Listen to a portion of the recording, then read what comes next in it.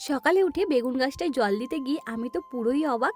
গাছের গোড়ায় যে এত বড় একটা বেগুন ছিল সেটা কিন্তু আমি খেয়ালই করিনি। তা দেখা মাত্রই কিন্তু আমি বেগুনটা তুলে নিলাম, না হলে কিন্তু এটা পেকে যেত। শীত তো পড়েই গেছে, তাই বাবা কিন্তু আজকে সকালে বাজারে গিয়ে শীতের কিছু সবজির চারা নিয়ে এসেছে। বাঁধাকপি, এগুলো হলো ওলকপি, তার সাথে টমেটো আর কিছু ফুলকপিরও চারা নিয়ে এসেছে। আজকে বাবা বাজার থেকে কিন্তু একটু মাটন নিয়ে এসেছে, কারণ জামাইবাবু আসবে।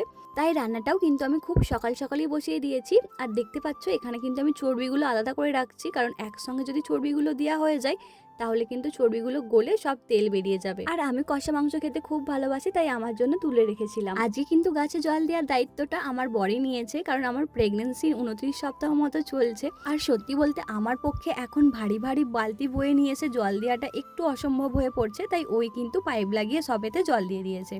আর দেখো স্ট্রবেরির চারাগুলো থেকে কত নতুন নতুন চারা বেরিয়েছে। একটা গাছ বসিয়েছিলাম আর কত চারা হয়ে গেছে। সত্যি বলতে আমি ভাবতেই পারিনি যে একটা গাছ থেকে এত সব গাছ বেরিয়ে যাবে।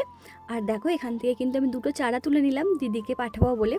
জামাইবাবু মূলত আমাদের গাড়িটাই দিতে এসেছে, নিয়ে গিয়েছিলেন। বিকাল এখন 4টে মতো বাজে, আর আমি কিন্তু এখনই উঠান ফুটান সব ঝাড় দিয়ে নিচ্ছি।